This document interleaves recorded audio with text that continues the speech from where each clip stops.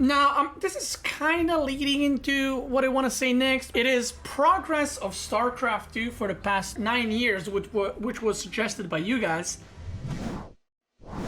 So progress of StarCraft II for the next 9 years, and also, what do we want for StarCraft III?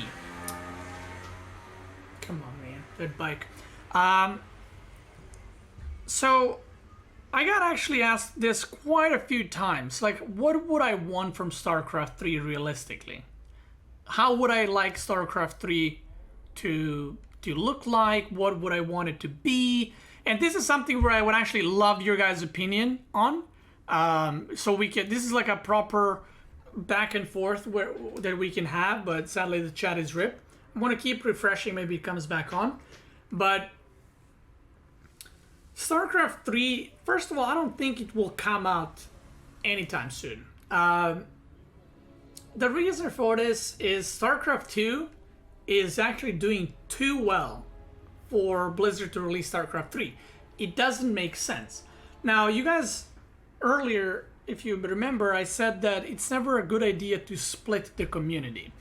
Now, if Blizzard is releasing Overwatch that's PvP, players versus player, and then Overwatch 2 that's very PvE focused, that's fine. You're not splitting the community, you're just kind of bringing the people that don't like player versus player.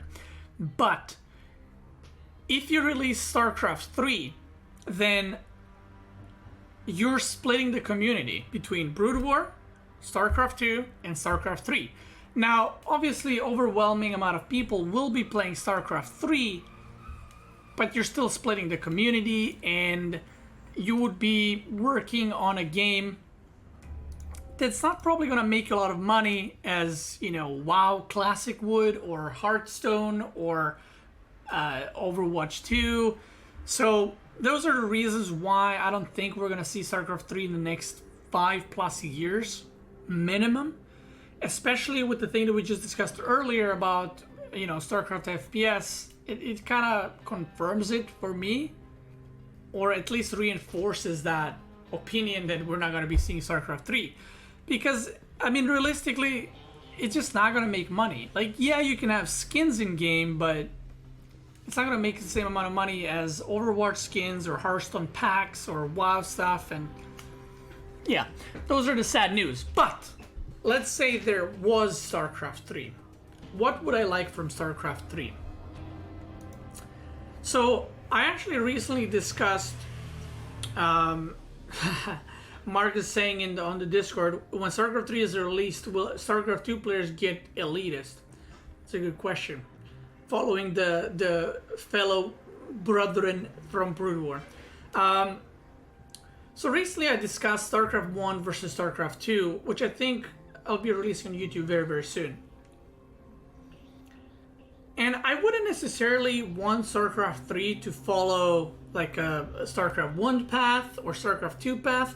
I would like a mix of those two. I would love to see StarCraft 3 being like a mix of StarCraft 1 and StarCraft 2 in terms of gameplay, in terms of economy, in terms of the unit movement. So I don't want units to be bugged, but to move in a different way than StarCraft 2, but not as buggy as StarCraft 1. Now, as far as units, I have a good idea, I think. What I would love for Blizzard to do, and this is the part, because I thought about this a little bit. This is the part where I would love to hear your guys' opinion on this, is I would love if Blizzard actually put in all the units from StarCraft 1 and all the units from StarCraft 2. But, and this is where innovating comes in play that I was discussing earlier. So what I would love for StarCraft 3 to be is there's all the units, there's the 3 races, or maybe even a 4th race, but let's stick to 3 races to not make it too complicated. So in the lobby of StarCraft 3, you pick Terran, Zerg, and Protoss.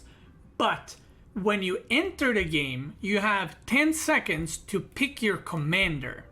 Now, this is not going to be like co-op commanders, literally where everything is broken and where you have completely new units. But let's say you pick Commander A.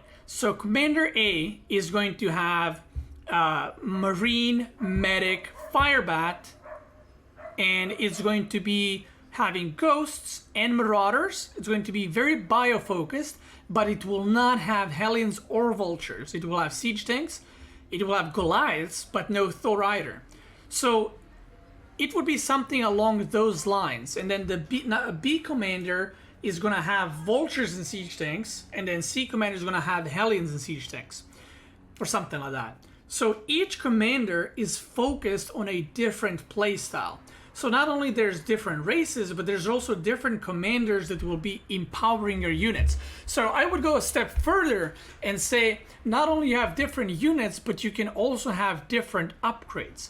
So for or just stats, let's say. So for example, your Marines would be like, you know, they have stim, they have shields, but maybe they also do extra 1 bonus damage versus light units.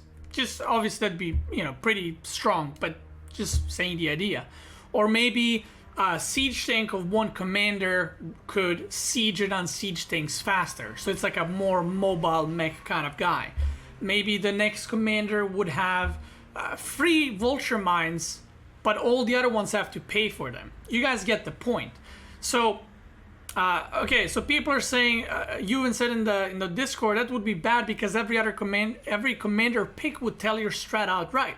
Well, that's the thing, it wouldn't, because it wouldn't change your unit comp to the extremes, right? I'm not saying all of these things should be implemented, but for example, if let's say there's 5 Terran commanders, all 5 maybe can have vultures, but only 1 can have free vultures, right? That doesn't mean that the other 4 are not going to make a single vulture in mines because they cost minerals, but maybe the guy that has the free vulture mines will be more focused on them. Maybe he's gonna get the advantage there by not having to buy the mines, the spider mines, so then he can invest more money into Marines or more money into expanding faster. So that would be the point. Not necessarily where you know exactly what units the opponent is going to make, but maybe so that certain units get certain benefits when run by certain commander. So, for example, I mean, it can go 2 ways. Or 3 ways. It can go either the units for the commanders are different, which again is, it could be very telling of the strategy. Number 2, it could be all commanders have the same units, but the commanders only have certain buffs to certain units. Or 3 can be a mix of those 2 things, which I think would be the best. So you can have a commander that has a Firebat that deals just a little bit more splash, maybe like 20% higher cone splash. So it wouldn't necessarily make you mass Firebats, but the Firebat strategies or openers would be much more powerful. But then there could be, you know, different strategies like, you know, you pick a commander that's very good on bio, but you go mech, right? So there's still a lot of gameplays or mind games and gameplays. Maybe someone in StarCraft is saying StarCraft II should have level 4 upgrades.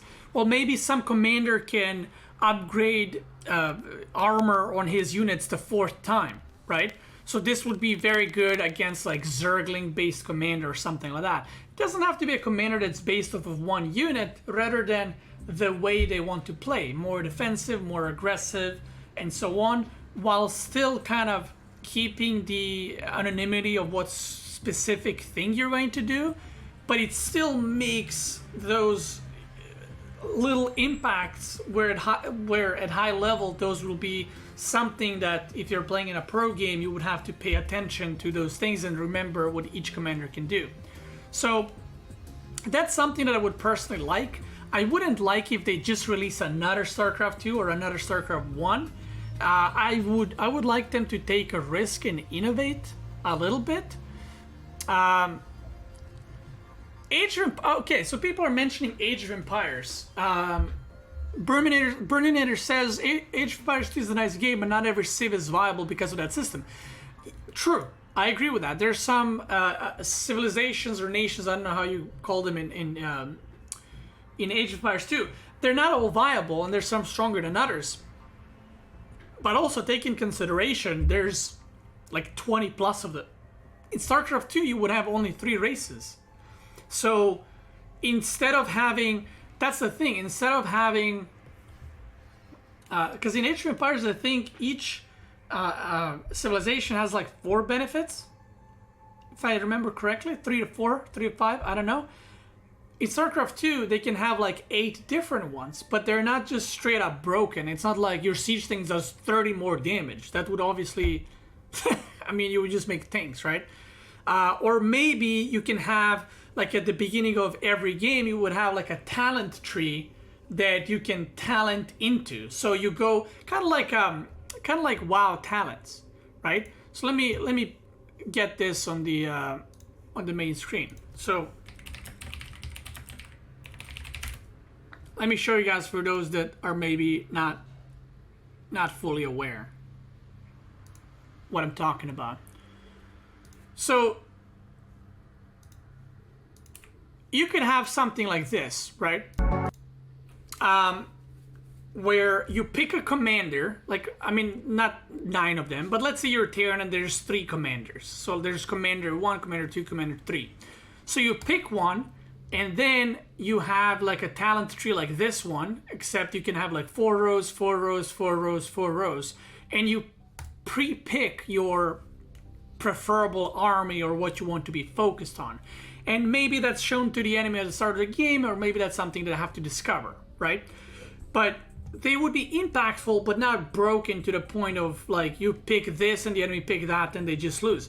But you could kind of talent into it, and instead of like, maybe this is your Marines have 3 more health, this is your Marauders have 5 more health, this is your siege things on siege faster. So then you're like, okay, well, I'm gonna go mech route, so I'm gonna go with that. And then this is like, siege things do 5 more damage, or Thors can now have a small movement boost. You guys get the point.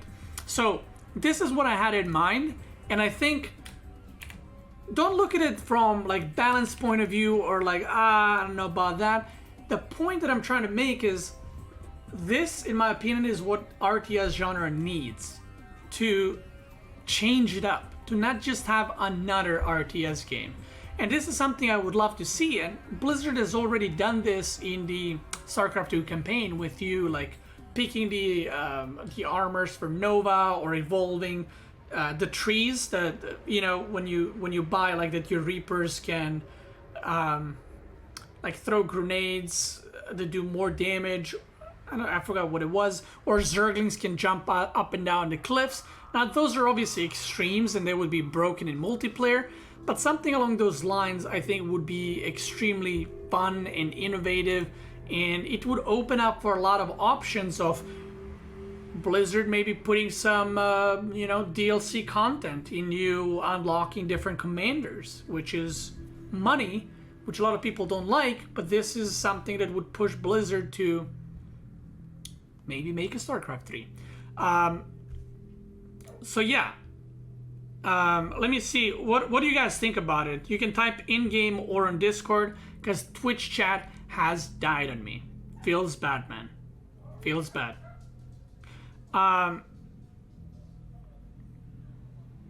Let's see. What you're describing are kind of like the Command & Conquer 0 Hour. Well, yeah, I remember, but it would be just a little more, not necessarily complicated, just more options.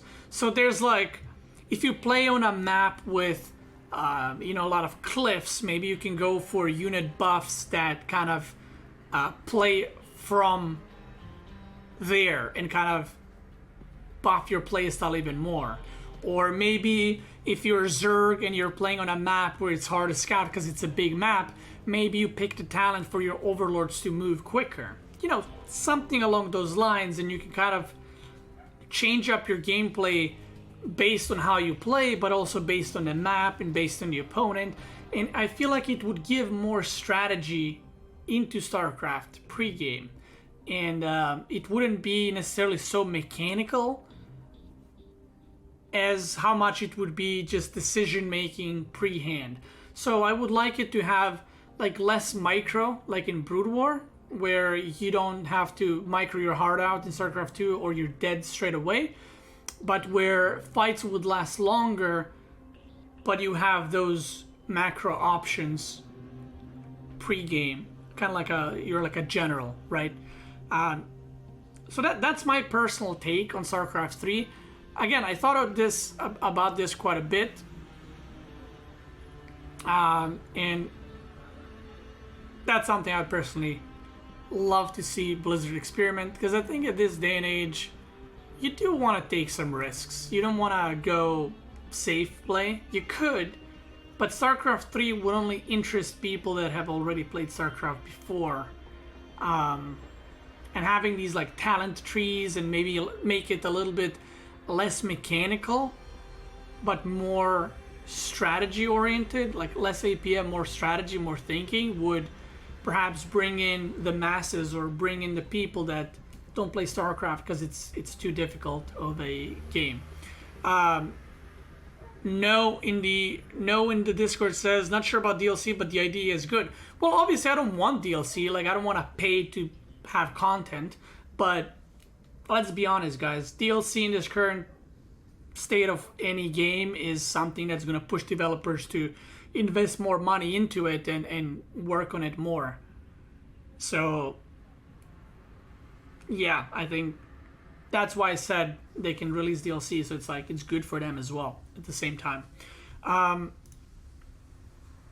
yeah, that's pretty much what I would like for future StarCraft 3. Some kind of mix, something new added, whether it's a mix of RTS genre with another genre or this kind of StarCraft 3, while keeping the original gameplay that we all love StarCraft 1 and 2 for, but kind of spicing it up a little bit.